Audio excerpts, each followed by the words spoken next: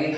Kami bersyukur, kami berterima kasih atas segala yang Kau sudah berikan pada kami Tuhan. Penyertaan-Mu sempurna Tuhan. Amin. Kau berikan kekuatan, Kau berikan kesehatan buat setiap kami. Hari ini kami boleh hadir di tempat ini. Kami percaya semuanya karena anugerah Tuhan. Amin. Dan kami mau hari ini biarlah hati kami memuji, membesarkan nama-Mu Tuhan, meninggikan nama-Mu. Karena apa yang sudah Tuhan lakukan buat setiap kami begitu luar biasa. Terima kasih Tuhan. Kami berdoa, kami serahkan ibadah kami sore hari ini dalam tangan-Mu. Tuhan berkati, Tuhan beracara Tuhan. Kami percaya segala kuasa-kuasa yang ingin mengganggu sore hari ini sudah Engkau hancurkan. Kami serahkan Roh Kudus Kau bekerja sebebas-bebasnya. Apapun yang Kau mau biarlah semuanya terjadi. Terima kasih Tuhan untuk segalanya. Kami serahkan semuanya dalam tangan-Mu. Di dalam nama Tuhan Yesus kami berdoa. Haleluya.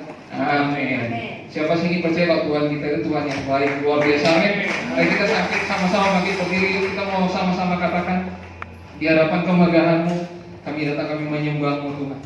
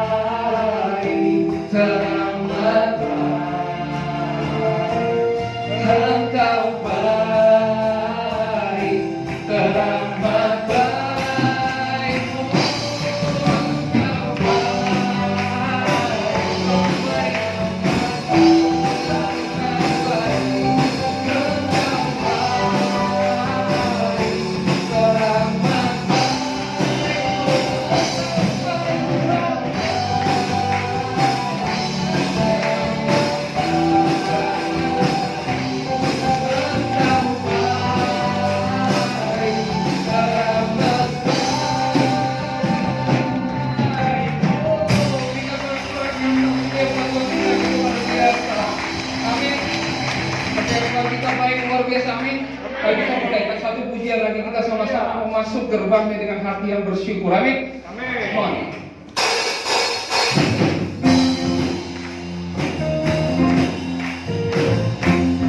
Kami menyanyikan kebaikan Tuhan.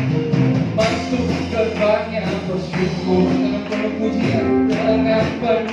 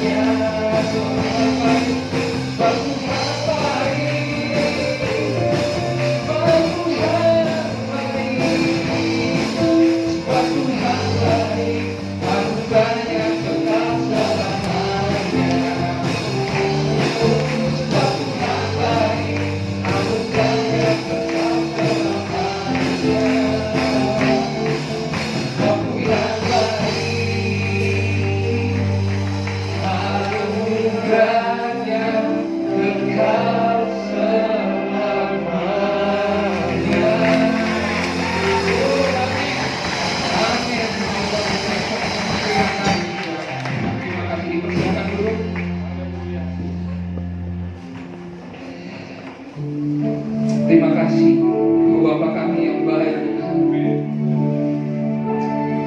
Bapa kami yang selalu ada buat setiap kami, yang tidak pernah meninggalkan setiap kami Tuhan.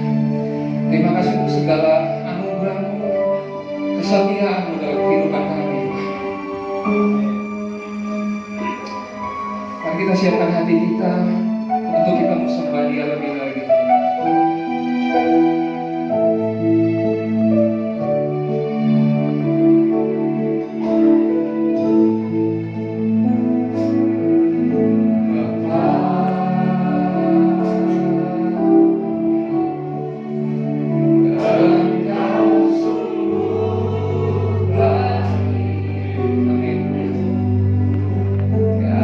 Kasih-Mu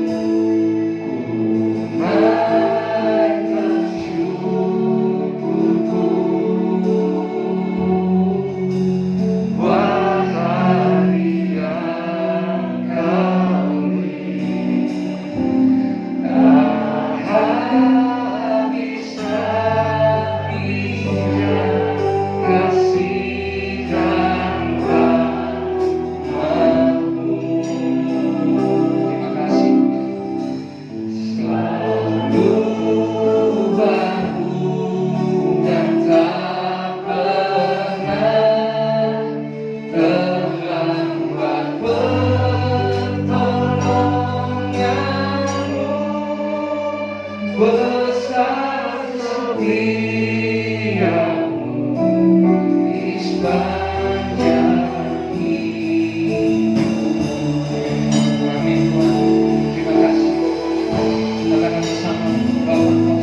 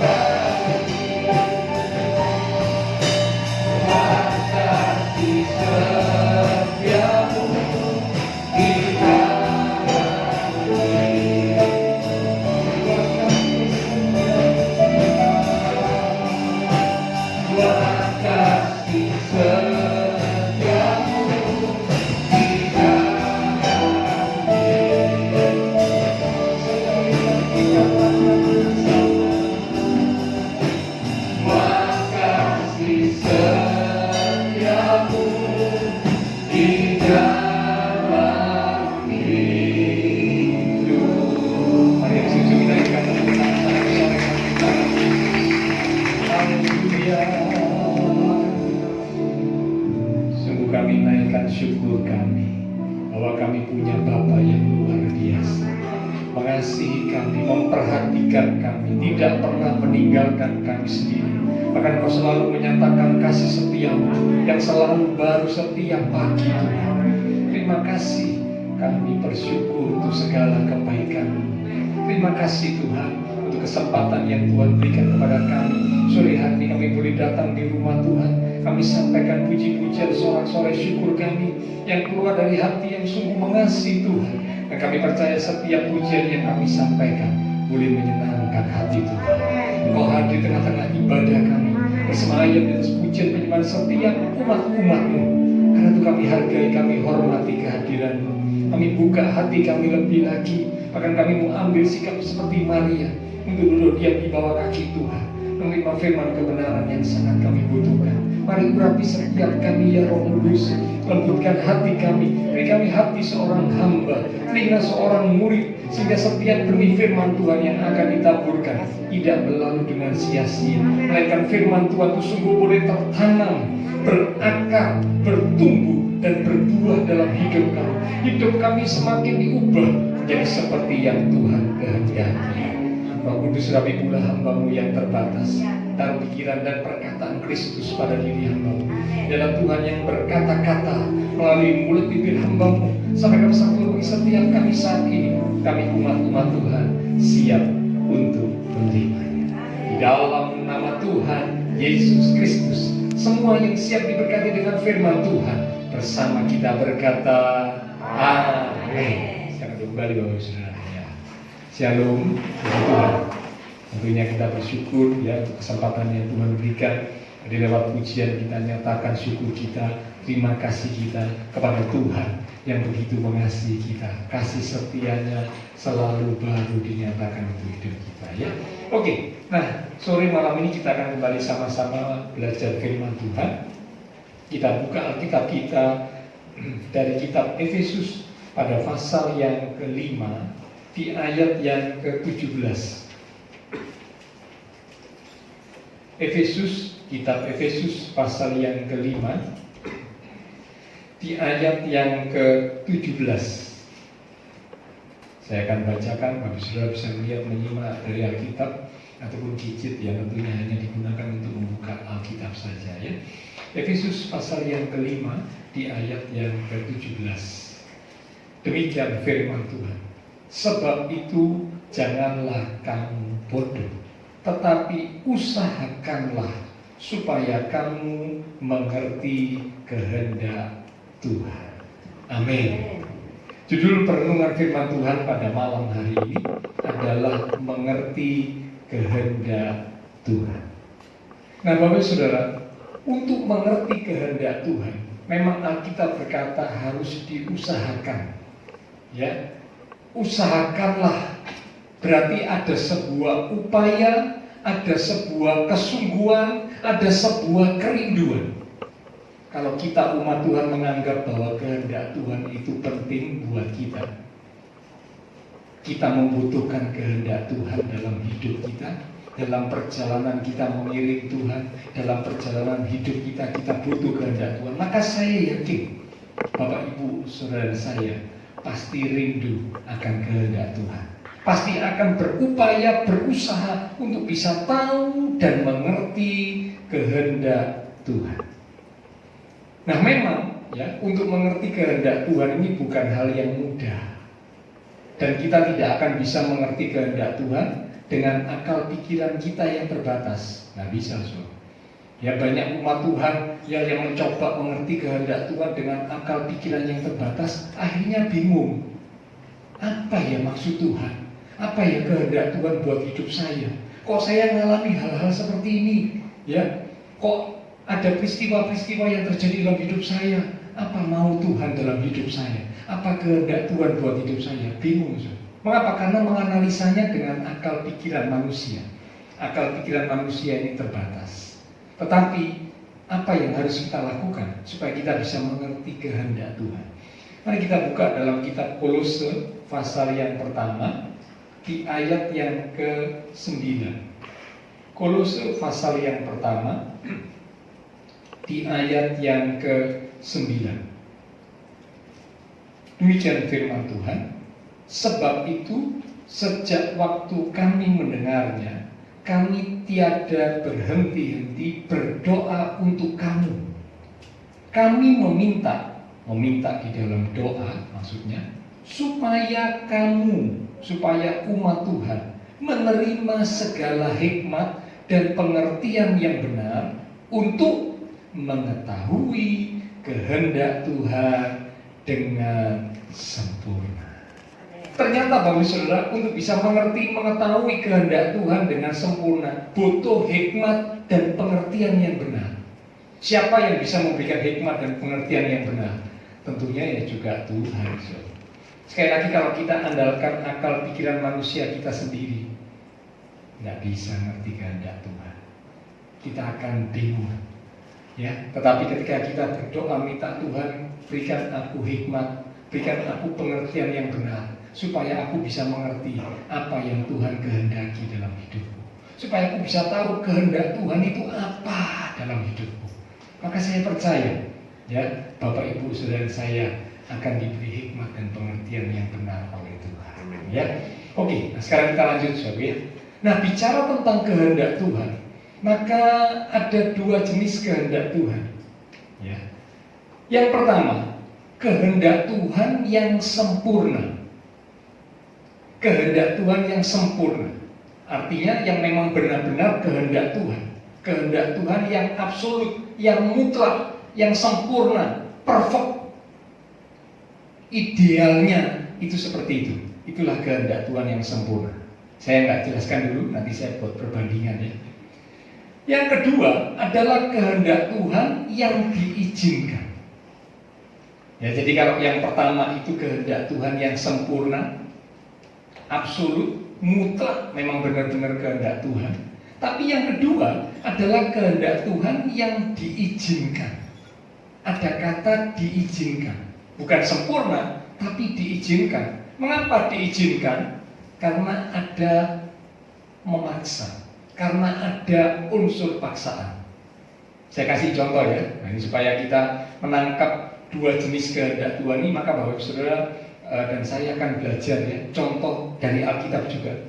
Ya, kok ada ya kehendak Tuhan yang sempurna, yang perfect, yang mutlak, yang absolut, tapi ada juga kehendak Tuhan yang diizinkan. Berarti bukan kehendak Tuhan yang sempurna, tapi kehendak Tuhan yang diizinkan karena ada paksaan. Ya, oke. Nah, sekarang kita lihat beberapa contoh dari Alkitab ya, yang membantu kita untuk bisa mengerti apa beda kehendak Tuhan yang sempurna dengan kehendak Tuhan yang diizinkan. Contoh yang pertama, kita buka Matius pasal 19. Injil Matius pasal yang ke-19 di ayat yang ke-8.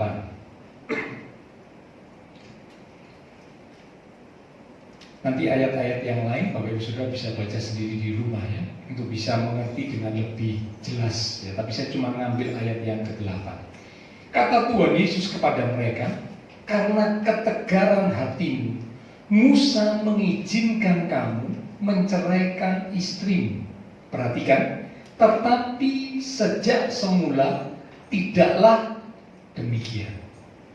Nah, perikop ini menceritakan tentang ahli Taurat, orang-orang Farisi yang bertanya kepada Tuhan Yesus.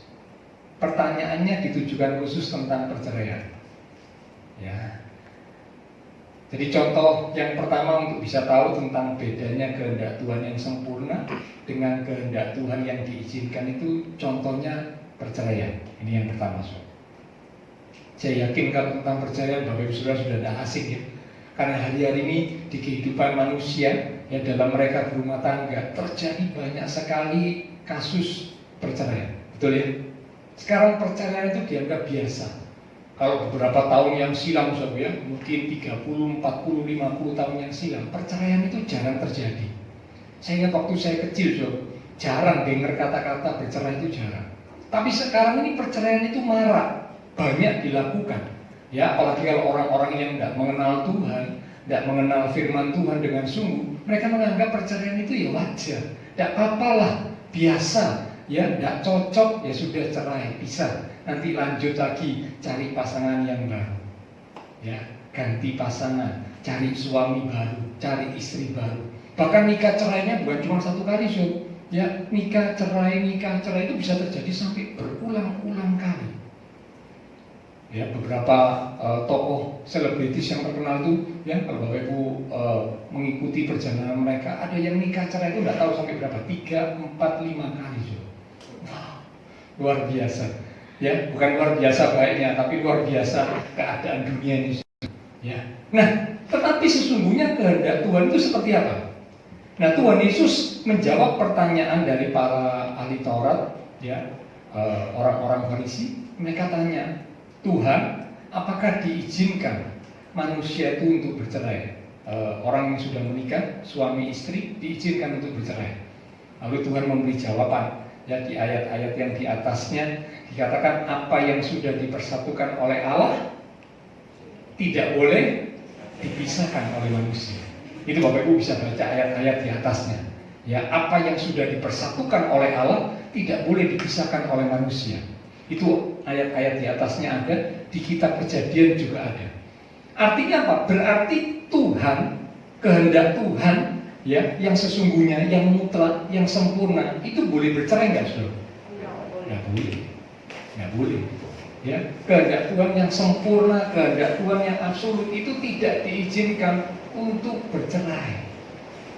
Tetapi, ya, orang Farisi lanjut bertanya, kalau demikian halnya, mengapa ya Musa yang waktu itu memimpin bangsa Israel sebagai wakil dari Tuhan mengizinkan untuk orang Israel bercerai, memberikan surat cerai?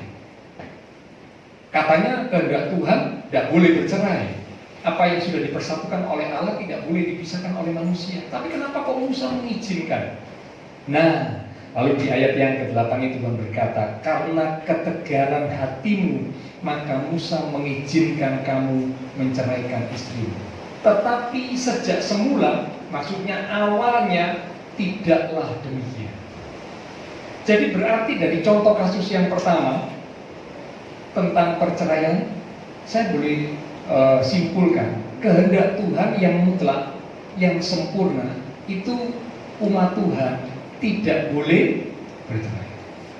Tetapi ketika terjadi satu kondisi tertentu, ya, yang ditulis dalam Matius pasal 19, ya, maka Allah mengizinkan. Sebenarnya bukan Allah langsung mengizinkan, tapi melalui Musa mengizinkan. Karena dipaksa ya oleh satu situasi, lalu orang Israel memaksa, bagaimana ini? Ya suami atau istri saya hidup dalam perzinahan. Nah memang perceraian waktu itu hanya diizinkan, ya surat cerai boleh diberikan kalau pasangan itu hidup dalam perzinahan secara terus menerus, bukan cuma satu kali, bukan cuma 2 kali, tapi terus menerus hidup dalam perzinahan, tidak mau berubah, tidak mau bertobat. Ada pasangan suami atau istri, ya mereka sudah berumah tangga, mereka sudah punya suami, mereka sudah punya istri, tapi mereka tetap hidup terus di dalam perzinahan, ketidakbenaran, ketidakkudusan, dan diingatkan, dinasehati, ditegur, tidak mau berubah, tidak mau bertobat. Nah ini bisa menjadi alasan untuk diizinkannya perceraian. Tapi sekali lagi, kehendak Tuhan yang mula-mula tidaklah demikian. Tapi Alkitab berkata kalau sudah bercerai maka tidak boleh menikah lagi. Nah, ini risikonya, ya. Kalau memang karena mungkin keadaan ini pasangannya ini terus hidup dalam perzinahan, tidak mau bertobat, ya, maka akhirnya diputuskan untuk bercerai. Padahal Tuhan sebenarnya secara mutlak kehendak Tuhan yang sempurna berkata apa yang sudah dipersatukan oleh Allah tidak boleh dipisahkan oleh manusia. Tapi karena ini pasangannya merasa tersakiti, ini pasangan hidupku ini entah suami entah istriku kok terus hidup dalam ketidakkudusan, terus hidup dalam perzinahan, dinasehati, ditegur, tidak dihiraukan, tetap terus hidup dalam perzinahan, maka yaitu kehendak Tuhan yang diizinkan boleh untuk diceraikan. Tetapi ingat, tidak boleh lagi menikah. Jadi kalau sudah diputuskan untuk aku cerai dengan suami atau istriku, dikatakan oleh Alkitab tidak boleh nikah. Ya, kalau memang mau menikah, ya mesti rujuk kembali dengan bekas pasangan. Ya, jadi Tuhan tidak lalu gampang-gampang membuat umat Tuhan cerai, nikah lagi, cerai, nikah lagi, cerai, nikah lagi. Oh, tidak langsung. Tidak. Kalau andai kata memang terpaksa, ya hatinya tersakiti, hatinya jadi terluka, dia sekian lamanya, ya terus akhirnya membuat keputusan, aku cerai. Baik, kalau sudah memang cerai, kehendak Tuhan yang diizinkan ya cerai, tidak boleh nikah lagi. Nah, jadi contoh kasus yang pertama, tentang kehendak Tuhan yang sempurna dan kehendak Tuhan yang diizinkan, ini adalah bicara tentang perceraian. Tapi saya berdoa supaya Bapak Ibu ya yang sudah berumah tangga, mari minta kekuatan Tuhan, minta kasih Tuhan memenuhi hidup kita, minta hikmat Tuhan, ya supaya apa? Kita boleh tetap membangun rumah tangga seperti yang Tuhan mau. Karena dikatakan oleh Alkitab, apa yang sudah dipersatukan oleh Allah tidak boleh dipisahkan oleh manusia. Bahkan ada satu ayat berkata begini, Allah membenci perceraian. Saya tahu arti kata membenci. Membenci itu bukan cuma tidak suka, tapi membenci itu benar-benar menentang. Itu membenci. Alkitab berkata Allah membenci perceraian. Jadi sebenarnya kehendak Allah yang sempurna tidak diizinkan untuk bercerai. Tapi ya itu kadang-kadang karena ketegaran hati, ya ini aku sudah tersakiti Pak, ya apa nih, tidak bisa lanjut Pak, tidak kuat, ya sudah diizinkan. Kehendak Allah yang diizinkan ya untuk bercerai. Tapi awalnya tidaklah demikian. Oke, saya lanjut sekarang. Contoh yang kedua, dalam 1 Samuel pasal yang ke-8. Nanti Bapak Ibu sudah bisa baca ya, saya tidak bacakan, saya cuma kasih ringkasan intisari ceritanya. 1 Samuel pasal 8 menceritakan di mana bangsa Israel meminta seorang raja. Karena sebelum itu Israel tidak punya raja. Israel hanya dipimpin oleh hakim, ya, dan hakim yang terakhir yang memimpin Israel waktu itu bernama Samuel. Nah, ketika Samuel menjadi hakim, ya, nah anak-anak Samuel tidak melakukan kebenaran, sehingga Israel kecewa. Loh, ini anaknya hakim Samuel kok seperti ini ya? Tidak bisa melanjutkan apa yang sudah dilakukan oleh ayahnya. Ya, karena itu mereka berkata, kami minta Israel juga punya raja seperti bangsa-bangsa yang lain. Lalu Samuel bilang, ya, bukankah engkau sudah punya raja, yaitu Tuhan Allahmu? Karena sistem pemerintahan Israel waktu itu adalah teokrasi. Teokrasi itu berarti dipimpin langsung oleh Tuhan. Tuhan jadi rajanya atas Israel. Tapi bangsa Israel berkata, tidak mau. Kami minta seorang raja yang bisa dilihat oleh mata manusia, yaitu seorang raja yang adalah manusia. Samuel sempat marah ya, kepada orang Israel. Kenapa kamu minta hal yang seperti itu? Ya, itu menyakitkan hati Tuhan. Tapi lalu Tuhan berkata begini kepada Samuel, sudah, lakukan saja permintaan Israel. Kalau mereka memang bersikeras minta seorang raja yang adalah manusia seperti kerajaan bangsa-bangsa lain, turuti permintaan mereka. Karena sebenarnya Samuel, yang ditolak oleh orang Israel itu bukan kamu, tapi aku. Itu kata Tuhan. Jadi permintaan Israel waktu itu memaksa untuk Israel harus punya seorang raja yang adalah manusia, bukan Allah ya, tapi manusia. Dan akhirnya dituruti. Nah, kehendak Allah yang sempurna bagi Israel waktu itu, rajanya adalah Allah sendiri. Tetapi kehendak Tuhan yang diizinkan adalah ketika Israel meminta seorang raja, Tuhan bilang silakan. Kalau memang kamu maksa seperti itu silakan. Tapi Tuhan memberikannya, ya, Tuhan memberikan hal itu bukan sesuai dengan apa yang Tuhan mau, bukan. Tapi karena dipaksa, ya sudah silakan. Kalau kamu ambil keputusan itu ya silakan. diizinkan, tapi ada risikonya nanti. Ya, oke. Sekarang kita lihat contoh yang ketiga. Dari contoh yang pertama tentang perceraian kita sudah tahu. Kehendak Allah yang sempurna seperti apa, kehendak Allah yang diizinkan seperti apa. Contoh kasus yang kedua, ketika Israel meminta seorang raja, mereka paksa, mereka harus punya raja, ya, seorang manusia. Tidak mau lagi hanya Allah yang jadi raja, tidak mau. Mereka harus punya raja seorang manusia. Kehendak Allah, ya, akhirnya mengizinkan, ya sudah. Kalau memang memaksa seperti itu, ya sudah. Yang ketiga, dalam Kisah Para Rasul pasal 27. Kisah Para Rasul pasal 27 itu menceritakan perjalanan Rasul Paulus menuju ke kota Roma. Ya, karena saudara tahu waktu itu Rasul Paulus akhirnya ditangkap, ya, dituduh, ya, mengajarkan ajaran-ajaran yang palsu, ajaran sesat dan sebagainya. Ya, nah akhirnya Rasul Paulus ditangkap dan hendak dihadapkan kepada kaisar yang ada di Roma. Nah, dalam perjalanan menuju Roma diceritakan satu ketika Rasul Paulus waktu itu dengan perwira dan beberapa prajurit yang mengawal Rasul Paulus, ya, menaiki kapal. Mereka sampai di sebuah tempat. Nah, ketika sampai di tempat itu, ya, Rasul Paulus berdoa. Di dalam doanya itu Tuhan ngomong kepada Paulus, sampaikan kepada perwira dan prajurit yang mengawal engkau supaya jangan melanjutkan perjalanan. Berhenti dulu. Di tempat itu berhenti dulu beberapa saat, ya, sampai waktunya tiba baru berangkat. Karena kalau melanjutkan perjalanan langsung, maka akan mengalami badai, maka akan mengalami tantangan mara bahaya yang hebat. Nah, Rasul Paulus sampaikan kepada perwira dan prajurit, ya, yang waktu itu mengawal Rasul Paulus.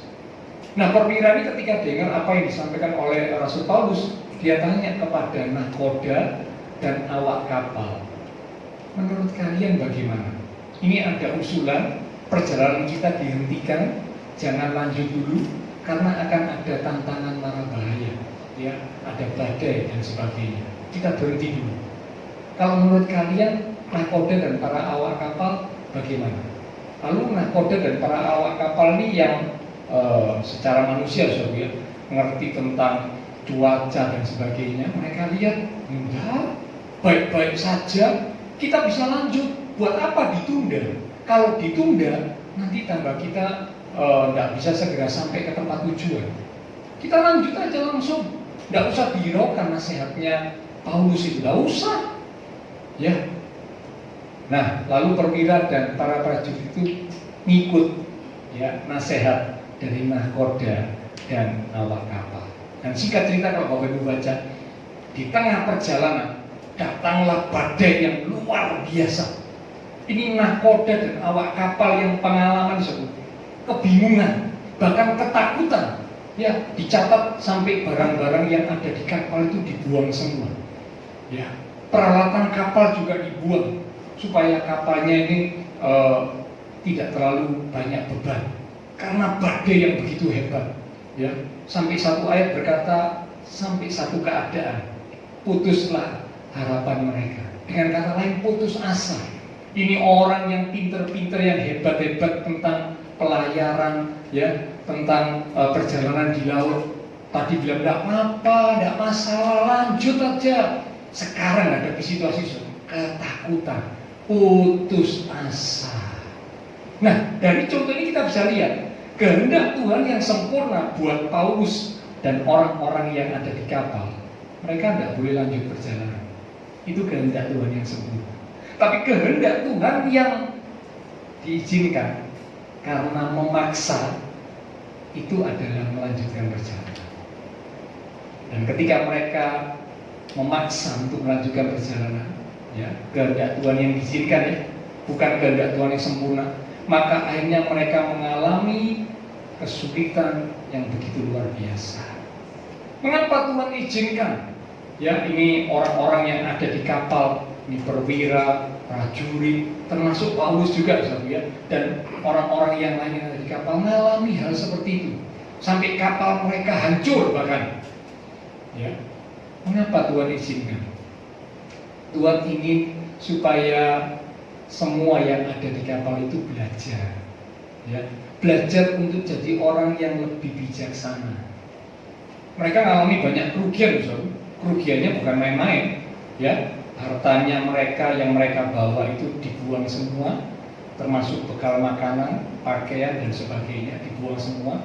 Lalu kerugian ini, nyawa mereka yang terancam hampir binasa, ya. Ini kerugian-kerugian yang harus mereka alami. Tapi Tuhan izinkan. Karena apa? Mereka memaksa untuk melakukan sesuatu yang tidak seperti Tuhan kehendaki. Tuhan izinkan itu supaya mereka belajar jadi umat Tuhan yang bijaksana, tidak gegabah, tidak sembarangan bertindak, tidak cepat-cepat melangkah. Wah, hanya berdasarkan pikiran manusia, ya kalau gini lebih cepat ya lebih baik, sikat aja. Tunggu dulu, so. Kalau itu bukan kehendak Tuhan, yang datang bukan sesuatu yang enak, tapi yang datang malah sesuatu yang menyakitkan, sesuatu yang menyesakkan, sesuatu yang memberatkan. Mengapa? Karena melawan kehendak Tuhan yang sempurna. Ya, jadi dari 3 contoh ini kita bisa tahu, so, bahwa ternyata kehendak Tuhan ada yang sempurna, ada yang diizinkan. Nah, yang Tuhan rindu kita belajar untuk mengerti kehendak Tuhan adalah kehendak Tuhan yang sempurna, bukan kehendak Tuhan yang diizinkan, ya. Kalau kehendak Tuhan yang diizinkan ini kan karena manusia memaksa, karena mungkin faktor keinginan, karena mungkin faktor pemikiran dan sebagainya, manusia memaksa. Aku mau lakukan ini, aku mau bertindak ini. Itu akhirnya Tuhan izinkan. Tapi ada risikonya, ya. Risikonya, ya seperti kayak bercerai, ada risikonya. Ya, seperti kayak tadi naik kapal, kena badai, ada risikonya. Ya, demikian juga seperti tadi minta seorang raja, ada risikonya. Allah tidak menghendaki seperti itu sebenarnya, tapi karena memaksa, akhirnya ya sudah diizinkan oleh Allah. Tapi bukan kehendak Allah yang sempurna. Nah, yang Tuhan mau, Bapak Ibu Saudara saya, kita mengerti kehendak Tuhan yang sempurna. Tentu ini sekali lagi bukan hal yang mudah, ya. Jujur, saya sendiri pun belajar. Karena untuk mengerti kehendak Tuhan yang sempurna, tadi Alkitab berkata kita butuh hikmat dan pengertian yang benar. Kalau tidak punya hikmat dan pengertian yang benar, tidak bisa ngerti kehendak Tuhan dengan yang sempurna, itu tidak bisa ngerti. Akhirnya kita paksa lakukan ini, kita paksa lakukan itu. Ya Tuhan mengizinkan, ya sudah. Kalau kamu mau milih seperti itu, ya sudah. Ya. Kan kita dikasih kehendak bebas, kita memilih untuk membuat keputusan, kita pilih yang seperti itu, ya sudah. Tapi ada risiko, ada akibat yang harus ditanggung, yang harus dialami, ya. Nah, sekarang kita masuk bagian yang terakhir. Kalau demikian, Pak, bagaimana supaya kita bisa mengerti kehendak Tuhan yang sempurna? Bagaimana supaya kita bisa mengerti kehendak Tuhan? Ada 4 hal yang perlu kita perhatikan. 4 hal yang harus kita lakukan supaya kita bisa belajar untuk mengerti kehendak Tuhan yang sempurna. Yang pertama, melalui berdoa. Ya, Mazmur pasal 25 di ayat yang keempat. Bapak Ibu tulis saja, ya, nanti bisa baca di rumah. Mazmur berkata, beritahukanlah kepadaku jalan-jalan-Mu ya Tuhan. Artinya berdoa, bertanya kepada Tuhan, mohon pimpinan Tuhan. Kalau umat Tuhan berdoa, bertanya kepada Tuhan, Allah itu rindu untuk menyatakan isi hatinya kepada anak-anaknya. Ketika anak-anak Tuhan bertanya kepada Tuhan dengan sungguh-sungguh, ya, maka Allah itu rindu. Allah akan menunjukkan jalannya, menunjukkan kehendaknya kepada umat-umatnya yang berdoa dan bertanya kepada Tuhan, yang mohon petunjuk Tuhan. Allah akan menyatakan kehendaknya. Ya, jadi yang pertama berdoa, tanya. Kalau mau lakukan sesuatu, tanya Tuhan, kehendak Tuhan atau bukan? Apakah ini sesuatu yang memang Tuhan mau saya lakukan sesuai dengan kehendak Tuhan yang sempurna atau bukan?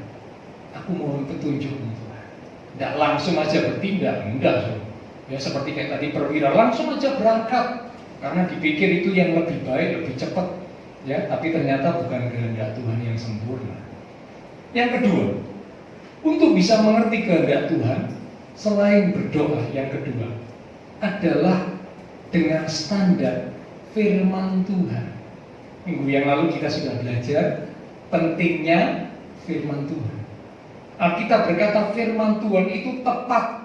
Tepat itu artinya tidak pernah salah. Tidak ada faktor kesalahannya, tidak ada. Kalau apa yang diucapkan, apa yang ditemukan oleh manusia, itu mesti ada faktor kesalahan. Ya, kalau saya dulu ingat di mata pelajaran orang meneliti sesuatu, itu mesti ada faktor-faktor kesalahannya.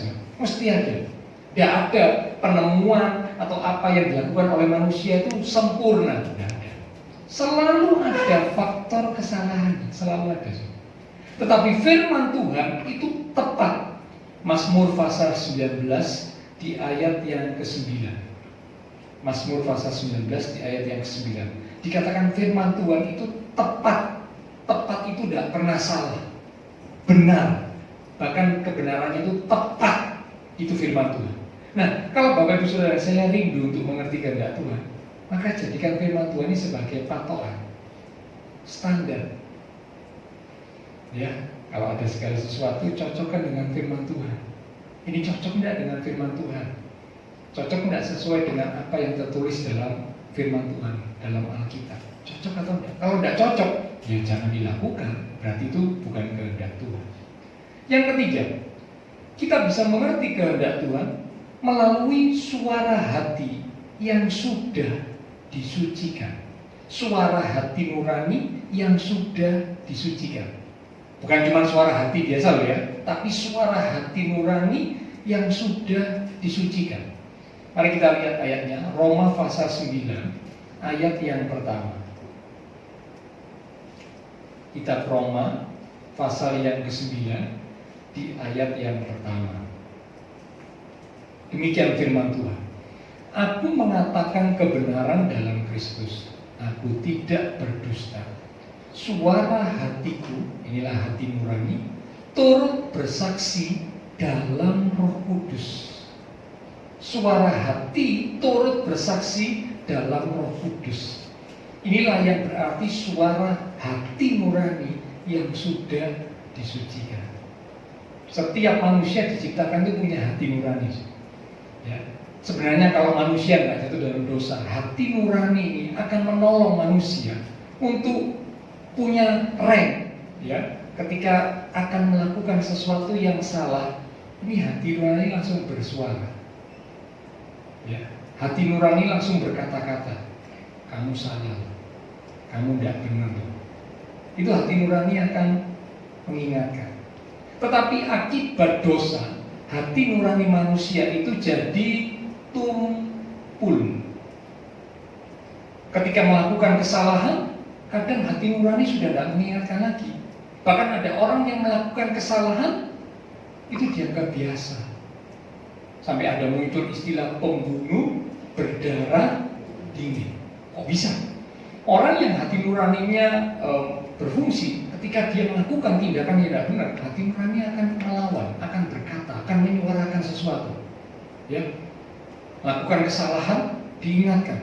Tapi kalau sampai pembunuh berdarah dingin, bunuh pun tidak merasa salah, merasa biasa-biasa saja. Nah ini hati nuraninya sudah mati. Ya. Nah, hati nurani yang sudah disucikan akan menolong kita umat Tuhan untuk bisa mengerti kehendak Tuhan. Ketika hati nurani kita sudah disucikan, ya kita akan mengambil satu langkah. Nah, melalui hati nurani yang sudah disucikan, Tuhan itu akan berikan damai sejahtera. Kalau ada damai sejahtera, aku melangkah. Berarti ini sesuai dengan apa yang Tuhan mau. Tapi kalau nggak ada damai sejahtera, aku nggak melangkah. Karena ini bukan sesuai dengan apa yang Tuhan mau. Ya, hati nurani yang sudah disucikan. Ya, karena memang kadang-kadang kita berdoa, sepertinya Tuhan kok masih belum menjawab ya. Kalau kemudian dicocokkan dengan firman Tuhan, loh di firman Tuhan ada ya. Misalkan ya, saya mau dalam pekerjaan mau melakukan sesuatu. Ini bukan dosa, bukan pekerjaan misalkan mencuri, korupsi atau enggak, tapi pekerjaan melakukan sesuatu. Ya, Di firman Tuhan dibilang ya nggak apa-apa, bukan dosa. Tapi ini langkah yang benar atau enggak ya? Dalam situasi pandemi ini, situasi yang sulit seperti ini, ngambil langkah seperti ini benar atau enggak ya? Firman Tuhan enggak ada larangan, berdoa kok juga masih belum dapat kemantapan. Nah ini sekarang saatnya hati nurani yang sudah disucikan, ya, membantu kita, menolong kita. Kalau mau melangkah, ada damai sejahtera atau enggak? Kalau enggak ada damai sejahtera, jangan dilanjutkan, berhenti dulu. Ya, tapi kalau mau melangkah ada damai sejahtera, bisa jadi ini kehendak Tuhan dinyatakan supaya kita melangkah karena ini sesuai dengan apa yang Tuhan mau. Ya, jadi yang ketiga, suara hati nurani yang sudah disucikan. Ya, yang keempat sekarang yang terakhir, kita bisa mengerti kehendak Tuhan melalui 1 Timotius pasal yang pertama di ayat yang kelima. 1 Timotius pasal yang pertama di ayat yang kelima. Demikian firman Tuhan. Tujuan nasihat itu ialah kasih yang timbul dari hati yang suci, dari hati nurani yang murni, dan dari iman yang tulus ikhlas. Tujuan nasihat itu ialah, dengan kata lain yang keempat, kita bisa tahu kehendak Tuhan ketika kita mendapat nasihat dari orang yang tulus dan rohani. Sekali lagi, mendapat nasihat dari orang yang tulus dan rohani. Karena tidak semua orang tulus, tidak semua orang, belum tentu. Katanya pepatah bilang, dalamnya laut dapat diduga, tapi dalamnya hati siapa yang tahu. Nah, kadang-kadang ada orang yang kelihatannya memberikan nasihat yang baik, tapi belum tentu mereka punya maksud yang tulus, belum tentu. Nah, karena itu dikatakan nasihat yang tulus dan rohani. Ya, tadi dikatakan dapat nasihat yang tulus dan rohani, orang yang punya iman yang benar. Sehingga kalau memberikan nasihat, nasihatnya bukan berdasar akal pikiran manusia biasa, tapi nasihatnya sesuai dengan apa yang Tuhan kehendaki. Ya, karena itu Alkitab berkata, hati-hati dengan pergaulan. Pergaulan yang buruk bisa merusak kelakuan yang baik. Dengan siapa kita suka dekat, kita suka bergaul, maka itu akan memberi pengaruh. Kita akan dengar banyak masukan, kita akan dengar banyak nasihat. Iya kalau itu nasihat yang baik, iya kalau itu nasihat yang tulus, iya kalau itu nasihat yang sesuai dengan kebenaran. Kalau enggak, terpengaruhlah kita. Sudah ingat Rehabiam jatuh? Rehabiam anaknya Salomo jatuh, kerajaannya terpecah. Mengapa? Karena terima nasihat yang salah. Ya. Jadi yang keempat, kita bisa ngerti kehendak Tuhan kalau kita mendengar nasihat yang tulus dan rohani. Ya, jadi Bapak Saudara, inilah 4 hal yang membantu kita, yang menolong kita untuk bisa mengerti kehendak Tuhan yang sempurna. Sekali lagi memang bukan mudah, ya, bukan hal yang mudah untuk bisa mengerti kehendak Tuhan yang sempurna itu gimana, Pak? Ya, bukan hal yang mudah, harus ada upaya, ada usaha. Ya. Nah, yang pertama dikatakan berdoalah, tanya sama Tuhan, jangan terburu-buru melangkah. Yang kedua, cocokkan dengan firman Tuhan, Alkitab. Karena standar kebenaran itu adalah firman Tuhan. Firman Tuhan itu tepat, firman Tuhan itu tidak pernah salah. Yang ketiga, ya, suara hati nurani yang sudah disucikan. Ya, bukan cuma suara hati nurani ya, tapi suara hati nurani yang sudah disucikan. Dalam Alkitab dikatakan bersaksi dalam Roh Kudus. Hati nuraninya bersaksi dalam Roh Kudus. Sudah disucikan oleh kuasa Roh Kudus. Sehingga hati nurani membantu kita untuk bisa membuat keputusan, untuk bisa mencari tahu apa yang jadi kehendak Tuhan. Dan yang keempat, yang terakhir, dengar nasihat yang tulus dan rohani. Ya, jadi kalau minta nasihat, orang memberikan nasihat, cocokkan dengan firman Tuhan. Ya, doa, tanya sama Tuhan, ini memang benar-benar nasihat yang tulus dari orang yang rohani, yang sesuai dengan firman Tuhan atau tidak. Jangan cuma langsung didengar, langsung dilakukan, bahaya. Nanti hancur seperti Raja Rehabiam. Ya. Nah, penutup yang terakhir, Bapak Ibu Saudara. Kalau kita sudah tahu bahwa ternyata kehendak Tuhan begitu penting untuk setiap kita umat Tuhan. Ya, mengetahui kehendak Tuhan itu sesuatu yang penting. maka ada sebuah kalimat yang bijak berkata begini. Menemukan kehendak Allah itu adalah penemuan yang terbesar. Kalau Bapak Ibu Saudara dan saya bisa menemukan kehendak Allah, maka itu adalah penemuan yang terbesar. Lebih besar daripada penemuan apapun. Penemuan vaksin, penemuan bidang teknologi, atau penemuan apapun, yaitu penemuan yang hebat. Tapi penemuan yang terbesar adalah ketika seorang bisa menemukan kehendak Allah dalam hidupnya. Mengetahui kehendak Allah adalah pengetahuan yang terbesar. Pengetahuan, ilmu pengetahuan yang ada di dunia ini bagus, membantu kita, menolong kita untuk bisa punya pengetahuan, wawasan. Tetapi pengetahuan yang terbesar adalah ketika saat kita mengetahui kehendak Allah dalam hidup kita. Dan yang terakhir, ya, prestasi yang terbesar adalah saat kita melakukan kehendak Allah. Prestasi yang terbesar bukan karena mungkin naik jabatan bagus loh, itu prestasi, tapi bukan prestasi terbesar, bukan. Ya, bukan karena jadi orang kaya, bukan. Itu mungkin prestasi, sukses mungkin prestasi, oke, tapi bukan prestasi yang terbesar. Prestasi yang terbesar adalah ketika seorang melakukan kehendak Allah.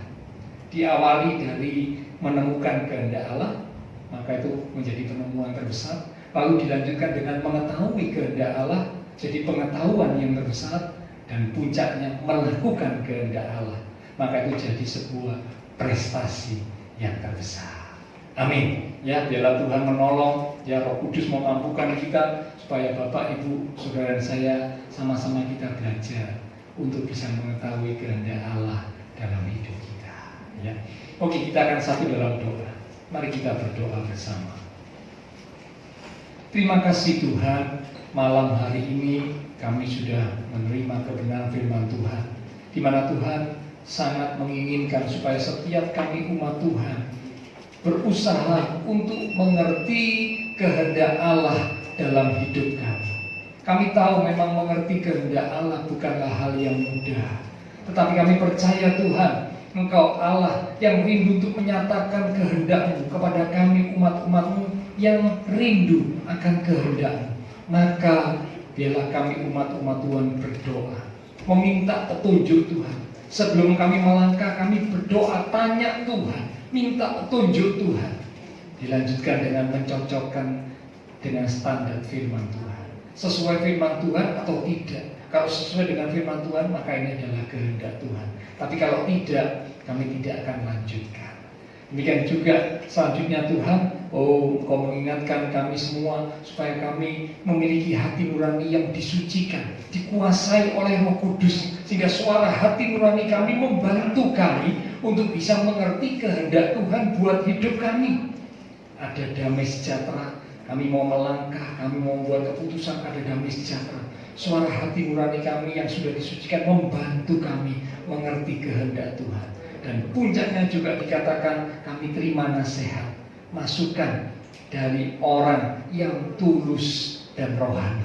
Karena itu kami mau jaga pergaulan kami tidak mau sembarangan menerima nasihat, tetapi kami mau selektif, kami mau mengkritisi setiap nasihat yang diberikan. Sehingga kalau nasihat itu sesuai dengan firman Tuhan, maka itu adalah sebuah kebenaran, kehendak Allah yang harus kami ikuti.